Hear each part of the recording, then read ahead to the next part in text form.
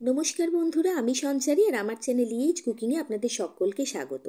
আজকে নিয়ে এসেছি শিম বিচির বা শিম বীজের নিরামিষ ডালনার রেসিপি, যেটা শুধু গরম ভাত নয়, রুটি পরোটা সব কিছুর সাথে খেতে লাগে অসাধারণ।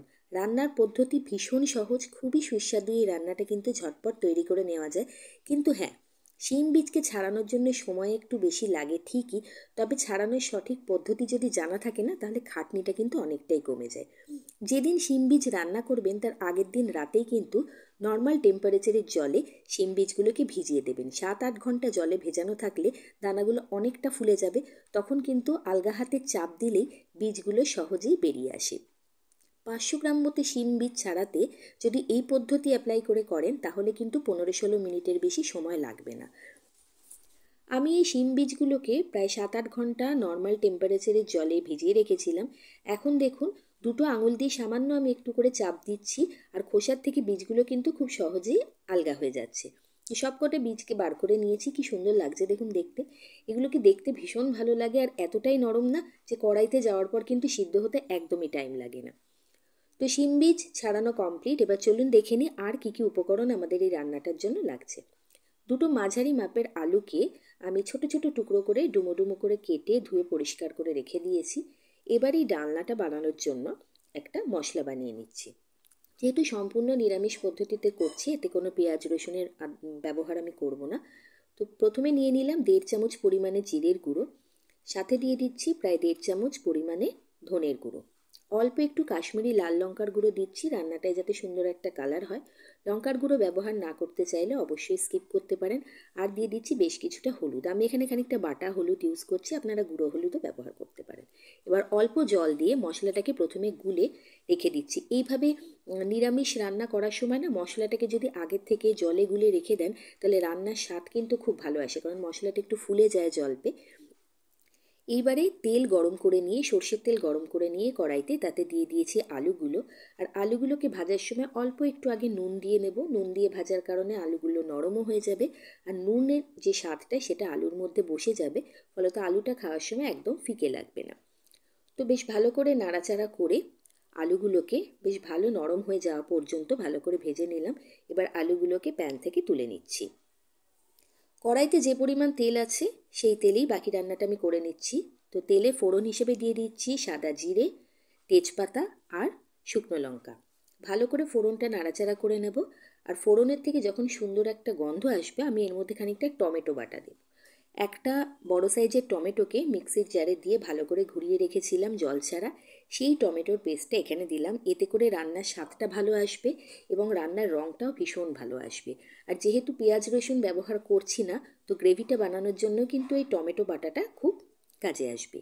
এবার দিয়ে দিচ্ছি খানিকটা পরিমাণে আদা। আমি এখানে আদার গুঁড়ো ব্যবহার করছি। আদা বাটা আদার গুঁড়ো যে কোনোটাই ব্যবহার করা যেতে পারে। এবার মশলাটাকে একটু সময় নিয়ে আগে কষাবো, যাতে টমেটোর কাঁচা যে গন্ধটা আছে সেটা সম্পূর্ণ চলে যায়। এবার টমেটোটা বেশ ভালো মতো ভাজা হয়ে গেছে, তেলটা ওপরের দিকে এসে গেছে। তো যে মশলাটা বানিয়ে রেখেছিলাম জল দিয়ে, সেটাকে এখন দিয়ে দিলাম। দিয়ে এবার মশলাটাকে খুব ভালো পরিমাণে কষাতে হবে। অল্প একটু জল দিয়ে দিলাম বাটিটা ধুয়ে, যাতে মশলাটা কষানোর সময় নিচে না লেগে যায়। এবার একটা ঢাকা চাপা দিয়ে মিডিয়াম ফ্লেমে, লো টু মিডিয়াম ফ্লেমে 3-4 মিনিট মশলাটাকে রেখে দেবো। এতে করে মশলাটা খুব ভালো মতো ভাজা হয়ে যাবে আর তেলটা পুরো ভেসে ওপরে চলে আসবে। মশলা কষানো হয়ে গেছে, মশলা থেকে খুব সুন্দর একটা গন্ধ বেরোচ্ছে। এইবার ভেজে রাখা যে আলুর টুকরোগুলো আলাদা করে রেখেছিলাম সেগুলো প্রথমে দিয়ে দিচ্ছি। আলু দিয়ে খানিকটা সময়ের জন্য 2-3 মিনিটের জন্য মিডিয়াম ফ্লেমে কষিয়ে নিচ্ছি। এতে করে আলু বেশ কিছুটা নরম হয়ে যাবে, মশলাটা আরেকটু ভাজা হয়ে যাবে। আলু মশলার সাথে ভাজা হয়ে গেলে কাঁচা লঙ্কা দিয়ে শিমের বীজগুলোকে এবার দিয়ে দেবো। শিম বীজ দিয়ে একটা কথা মাথায় রাখবেন, অনেক সময় ধরে কিন্তু কষানোর প্রয়োজন হবে না, কারণ এতে যেহেতু পরে আমরা জল দেব, শিম বীজ কিন্তু গলে যাবে, কারণ এগুলো ভীষণ নরম হয়। তো শিমের বীজগুলো দেওয়ার পরে আরেকটু নুন ছড়িয়ে দিয়ে 2-3 মিনিটের জন্য মিডিয়াম ফ্লেমে সব জিনিসগুলোকে ভালো করে নাড়াচাড়া করে নিচ্ছি। তারপরে এর মধ্যে খানিকটা গরম জল দেব। হালকা গরম জল যদি রান্নায় ঝোল বানানোর সময় ব্যবহার করা যায়, তাহলে কিন্তু রান্নার স্বাদটা খুব ভালো আসে। তো সব কিছু ভালো মতো ভাজা হয়ে গেছে, শিম বিচিও বেশ ভালো মতো সিদ্ধ হয়ে এসছে। এবার গরম জলটা আমি দিয়ে দিচ্ছি।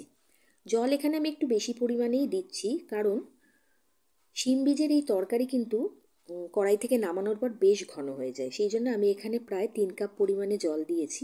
জল দেওয়ার পরে মিডিয়াম ফ্লেমে ঢাকা চাপা দিয়ে ফুটতে দিয়ে দেব।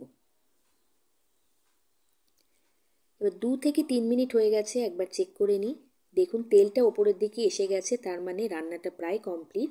ঝোল এখন যা আছে এর থেকে খুব বেশি আমি শুকাবো না, কারণ পরে এটা কিন্তু নিজেই বেশ ঘন হয়ে যাবে। একবার চেক করে দেখে নিচ্ছি, আলুও সুসিদ্ধ হয়ে গেছে আর শিমের বীজও কিন্তু খুব ভালো মতো নরম হয়ে গেছে। এইবারে এর মধ্যে টেস্টটা চেক করে আমি দিয়ে দিচ্ছি নুন।